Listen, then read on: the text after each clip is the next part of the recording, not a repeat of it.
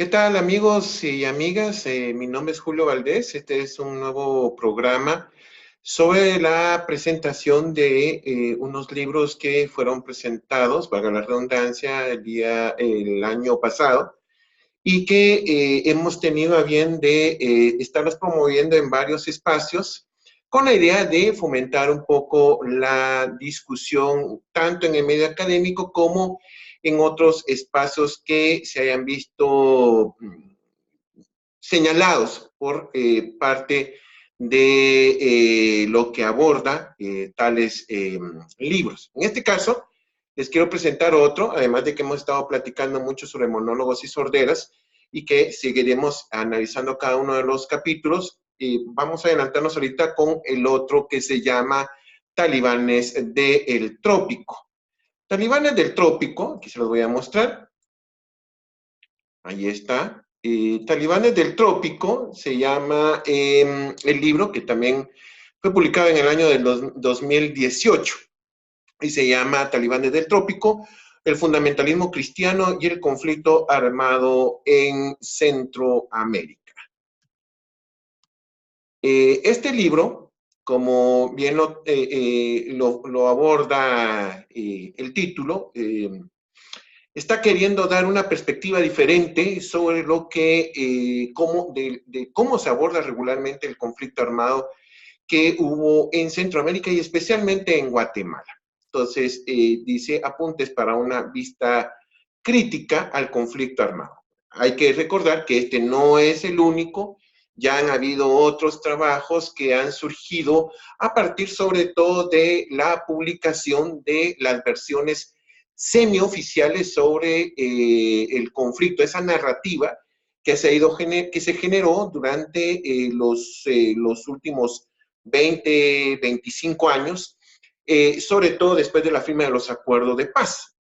Contradictoriamente, desdice mucho aquella versión acerca de que la historia la escriben los vencedores. En este caso, hay algunas particularidades que desdicen esa versión acerca de la narrativa que se ha generado en torno al conflicto armado interno en Centroamérica.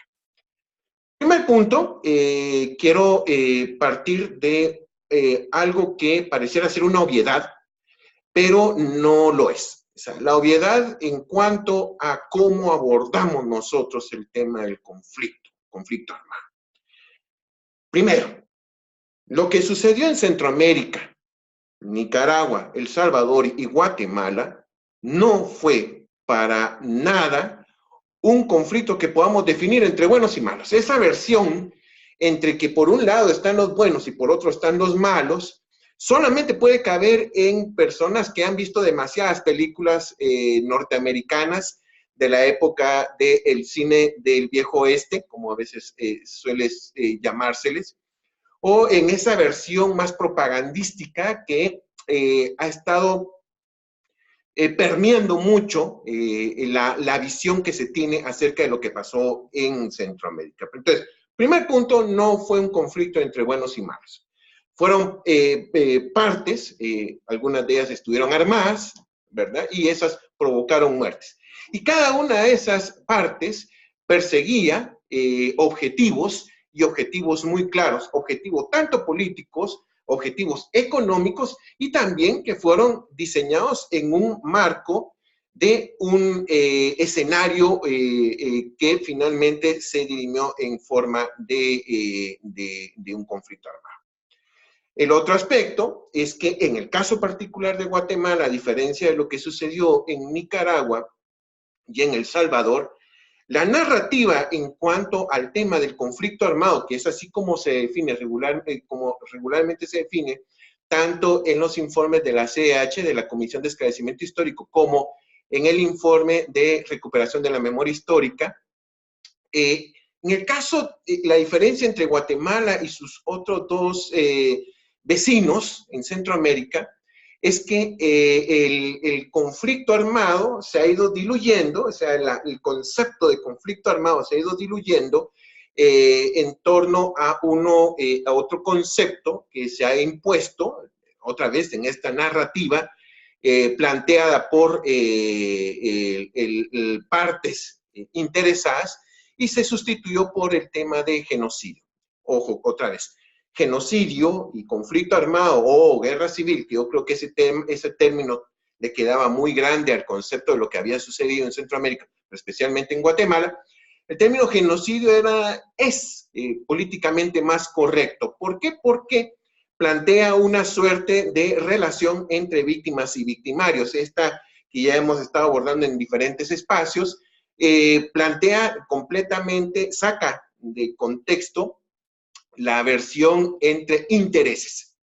Y entonces cuando se plantea como víctimas o victimarios, obviamente a un victimario no importa lo que le motive, sino el hecho de que en este caso está siendo víctima de su accionar a una población, y esta población por lo regular ha sido una población víctima históricamente. O sea, incluso en el juicio por genocidio, la participación de bastantes colegas historiadores como peritos especializados, trataban de mostrar que había una visión de largo plazo de lo que había sucedido en Guatemala, una visión de largo plazo que había definido que había una población que en el momento en que se estaba haciendo en este caso el juicio, había sido víctima a lo largo de siglos y siglos y siglos. Entonces, por lo tanto, era más fácil entender qué era lo que había sucedido durante ese periodo corto de la historia de Guatemala, que fue el inicio de la década de los 80, y era mucho más fácil porque obviamente respondía a todo un proceso de larga data. Muy bien, como les había dicho, ahí está el informe de la recuperación de la memoria histórica, que fue publicado antes del informe de la Comisión de Esclarecimiento Histórico. Estos dos informes, para los que quieran ver así, en forma superficial, lo que sucedió en Guatemala, y lo digo en forma superficial porque resulta ser de que estos dos informes se constituyeron como la piedra angular en la definición de la narrativa sobre lo que había pasado en Guatemala. Todas las demás versiones que han surgido de otros autores han sido desdichas, sobre todo por la parte en donde plantean, por ejemplo, que ha surgido en el caso de algunos autores cuyas profesiones son militares. Entonces dicen, bueno, obviamente los militares tenían parte y entonces, por lo tanto, el hecho que estén cuestionando estos informes tiene que ver con un interés propio con todo y que los argumentos que puedan ellos estar abordando puedan tener algún tipo de fundamento. Pero por otro lado, esta es la versión más académica. Esta versión más académica que incluso conllevó todo un gran trabajo de campo y que casualmente en el caso de la Iglesia Católica, que este es el informe que publica la Iglesia Católica, habían utilizado toda la estructura de lo que ellos llamaban comunidades de base en ese entonces en Guatemala para poder recopilar los testimonios de las víctimas. Otra vez el aspecto de la visión desde la víctima, y es que esa era la intencionalidad. Por otro lado, también está Guatemala, la memoria del silencio, que es, como yo les decía, el informe elaborado por la Comisión de Esclarecimiento Histórico. Esta comisión fue una comisión producto de las negociaciones que hubo entre la Unidad Revolucionaria Nacional Guatemalteca y el gobierno de Guatemala antes de la firma de los acuerdos de paz, la firma definitiva que fue el 29 de diciembre de 1996. Entonces se había planteado de que iba a haber una comisión de esclarecimiento histórico que no iba a individualizar. Y no iba a individualizar precisamente por el hecho de que no iba a existir la intencionalidad por parte del Estado de buscar responsables individuales en lo que había sucedido. O sea, se habían reconocido las partes, las dos partes habían reconocido de que no era una buena idea empezar un proceso, empezar una nueva era de paz a partir del hecho del juzgamiento de los crímenes cometidos durante el conflicto armado. Obviamente, este es posterior, el informe de REMI es anterior y el informe de REMI sí intenta individualizar porque sí veían ellos que en este acuerdo el hecho de no individualizar estaba dando pie a la impunidad. Muy bien. Vamos a seguir acá. Hay que recordar dos cosas. Algo que a mí me motivó a escribir este libro, el objetivo a mí me motivó, es que cuando yo veo tanto el informe de REMI como el informe de esclarecimiento histórico, me estoy dando cuenta que ellos han definido muy bien, digamos, las causas del conflicto armado. Entonces, es obvio que en esta versión se manejan algo que dicen ellos como las causas fundamentales para que las personas, obviamente, se tomaran las armas. Dentro de esas causas existían varias, ¿verdad? Una de ellas era el tema de la pobreza. Entonces, se plantea de que en efecto este conflicto se debe a la pobreza y a la desigualdad inherente en el sistema político y económico en Centroamérica, que es el mismo que existe en todo el mundo. Entonces, por lo tanto, era la pobreza el ímpetu que estaba llevando a ese gran cantidad de personas a involucrarse en el esfuerzo armado. Por otro lado, también existía el tema del radicalismo político, que no lo mencionan de esa manera, sino el hecho de la existencia de algunas organizaciones políticas de izquierda, sobre todo algunas de corte marxista, y que estas a su vez, motivo de la persecución política que había existido en Guatemala y la falta de tolerancia a esas versiones políticas e ideológicas en el espectro político, pues habían llevado, valga la redundancia, habían llevado a que éstas se radicalizaran y tomaran las armas. El otro muy interesante, la otra causa que ellos están identificando, el tema del racismo. Y es que suponen, habían planteado de que en la lectura del peso del conflicto armado, sobre todo durante la década de los 70 y especialmente en la década de los 80, había tenido en áreas indígenas, en el caso de Guatemala, entonces era el hecho de que el Estado había accionado con todo esa visión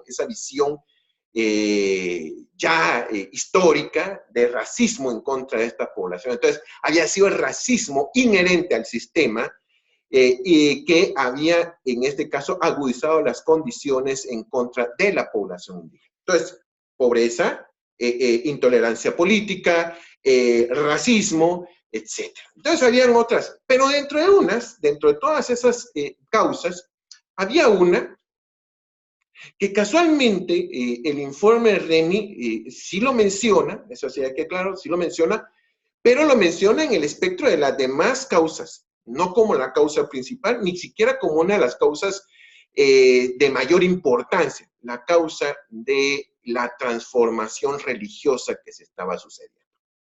La transformación religiosa que sucedió sobre todo en las congregaciones católicas, producto de toda una construcción teológica que sucedió a finales de la década de los 60, esto había provocado la radicalización de la población, sobre todo de la población católica, desde la perspectiva religiosa. Pero, ojo aquí, el tema de la radicalización religiosa, lo que en todo mundo se llamaría como el regreso al fundamentalismo o la construcción del fundamentalismo, que es lo que nosotros hemos escuchado en estos últimos años a partir de lo que nosotros hemos observado sobre la existencia, por ejemplo, del ISIS, del Daesh, del Estado Islámico, de Al-Qaeda, etcétera, y que solamente pensábamos de que solamente los musulmanes podían llegar a tener esa visión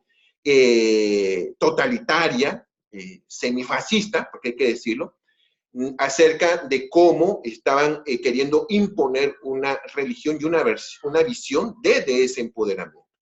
Obviamente, en la versión en donde nosotros dividimos el conflicto entre víctimas y victimarios, donde ya no hay conflicto, la versión esta del fundamentalismo cristiano comienza a diluirse hasta tal punto que los dos informes lo dejan solamente como una causa secundaria, una causa que se diluía sobre todo por el aspecto más del racismo y de la pobreza. Esto que ustedes observan acá es un cartel muy interesante de lo que sucedió entre 1926 y 1929 en México, que se llamó la Revuelta Cristera. Los cristeros, no ha sido la única experiencia que ha habido en América, ha sido de uno de los movimientos que se produjeron precisamente después de la Revolución Mexicana. Como ustedes sabrán, había sucedido en las primeras 2 décadas del siglo XX.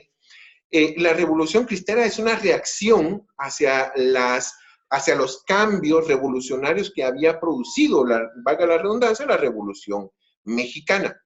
Y en torno a la defensa de la religiosidad católica, entonces sucede a partir de plantear la existencia de que iban a separar la iglesia del Estado y quitarle poder a la iglesia católica, como había sucedido a finales del siglo XIX en Guatemala. Entonces vienen y se genera esto, que fue uno de los movimientos más dramáticos que ha habido en América Latina, pero especialmente en la historia mexicana. Tuvieron miles de muertos a raíz de esta revuelta cristera. Y esto obviamente provocó la muerte de sacerdotes y la puesta en armas de miles de personas. Esto es lo que a mí me está dando a entender es de que, primero, no es nuevo, no es algo novedoso el hecho de que religiosos asuman su identidad religiosa como en primer plano para defenderse frente a el enemigo que había sido en este caso definido como contrario a esa versión religiosa.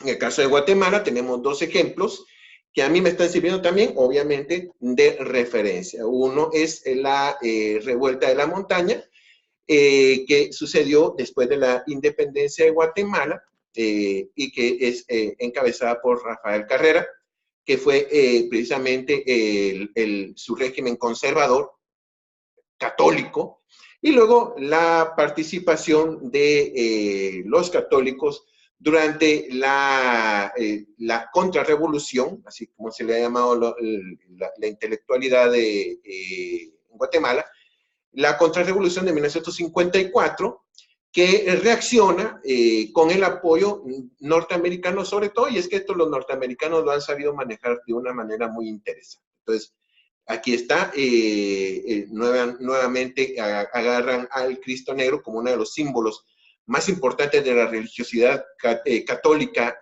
a nivel centroamericano, especialmente en Guatemala, y lo convierten en el estandarte de la lucha contra el comunismo.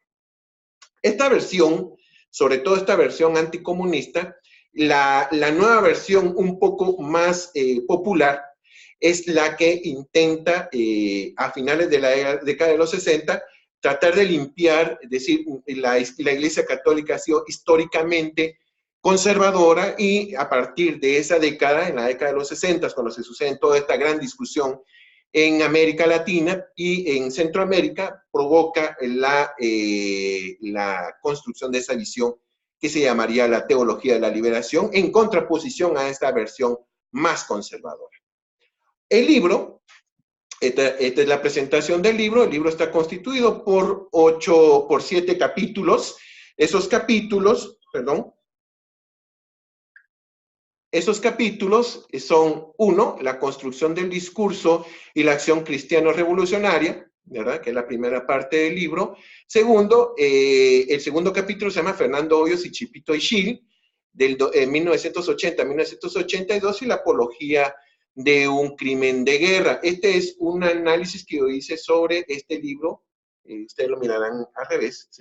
Cabalmente se llama Fernando Hoyos y Chipito Ixil, que fue escrito por Sergio Palencia Frener, que menciona uno de los capítulos más dramáticos del conflicto armado, que fue la introducción de niños, de menores de edad, al conflicto, a las organizaciones revolucionarias.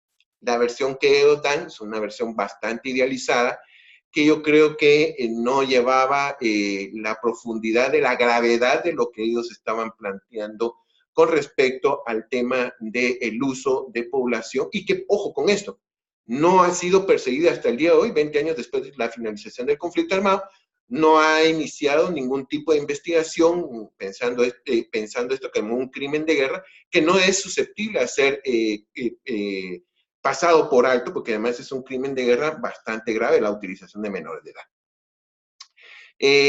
Presupuestos para leer la historia en Guatemala en el juicio posgenocidio. Hubo un juicio por genocidio, de hecho hubieron dos. Y luego, cómo se ha leído, cómo se ha intentado leer la historia y cómo se está presentando la historia. Como les vuelvo a decir, la incongruencia que existe en relación a que la historia la cuentan los vencedores, no los vencidos. Esa versión en Guatemala ha sido discutida. Y a partir de eso se ha generado una versión incluso que ahorita ha estado presente en las discusiones que ha estado muy recientemente en la toma de la Universidad de San Carlos de Guatemala por parte de un grupo de estudiantes que están nuevamente reclamando, entre otros muchos puntos, el tema de cómo la universidad debe participar activamente en la recuperación de la memoria histórica de Guatemala. En la número 4, el capítulo número 4, que habla sobre la estética cristiano-revolucionaria, que era cómo la revolución, con esa versión más religiosa, católica sobre todo, ha creó, mejor dicho, toda una estética que se veía en cuadros, que se veía en melodías, en poemas, etc. Toda esa versión, que era lo que reafirmaba el hecho de la existencia de una visión más integradora del aspecto de carácter religioso. El plantear, por ejemplo, la guerra religiosa, la guerra santa del pueblo, se planteaba ahí también, y a partir de eso se generaba toda una versión estética sobre el mismo. El martirio como una herramienta de lucha, el hecho de la utilización del concepto del martirio, del mártir, que prontamente en Guatemala y en Centroamérica en general se agarran a personas en particular y estas son elevadas a la categoría de mártir a partir de que dan su vida en el transcurso del esfuerzo revolucionario, el esfuerzo armado. Y el caso más emblemático de esto sigue siendo el caso de la quema de la Embajada de Guatemala, de España, en Guatemala en el año de 1981. Y luego Ricardo Falla y el cambio de la estrategia del fundamentalismo cristiano y de dirigentes estudiantiles a revolucionarios, que más o menos lo que ha estado pasando en relación a esta nueva toma de conciencia revolucionaria por parte de una generación completamente diferente que jamás conoció el conflicto, sino lo que pudo haber leído o lo que pudo haber escuchado de sus padres. Esta nueva generación de líderes que más se acercan a esta versión, que es la que se ha estado planteando desde la teoría sociológica, que sería esta versión millennial. Y por último, el capítulo, el epílogo, que habla acerca del cambio social, el cambio cultural, que ha sucedido con el tema del paso de los católicos a los evangélicos y cómo Guatemala se ha constituido hoy en día en uno de los países de América Latina con más alto crecimiento de comunidades evangélicas, a tal punto y a tal grado de que yo consideraría que aquí a unos años Guatemala va a llegar a ser el primer país en América Latina que va a dejar de ser católico en su mayoría. O por lo tanto también de aquí a unos años podríamos ver ya un cambio completamente radical en donde el catolicismo pasaría a ser una religión minoritaria. Todo esto está dentro de este libro que se llama Talibanes del Trópico, como les vuelvo a decir, hace una analogía acerca de cómo estuvo presente el tema del fundamentalismo religioso. Y con esto se los voy a ir dejando. Esta nota fue divulgada, este comunicado de prensa, fue divulgado por el Frente Farabundo Martí para la Liberación Nacional, cabalmente un poco el año pasado, en el contexto de las elecciones para presidente, que por cierto perdió, después de dos periodos presidenciales, ha perdido las elecciones, y no sin antes haber tenido una serie de señalamientos en relación a sus dirigentes. Eso Lo vamos a ir abordando poco a poco en estos videos que abordan el tema de este libro. En este comunicado de prensa, en el 38 aniversario de la fundación del Frente Farabundo Martí, dice, el Frente Farabundo Martí es el símbolo de los cambios revolucionarios en El Salvador, 10 de octubre del 2018.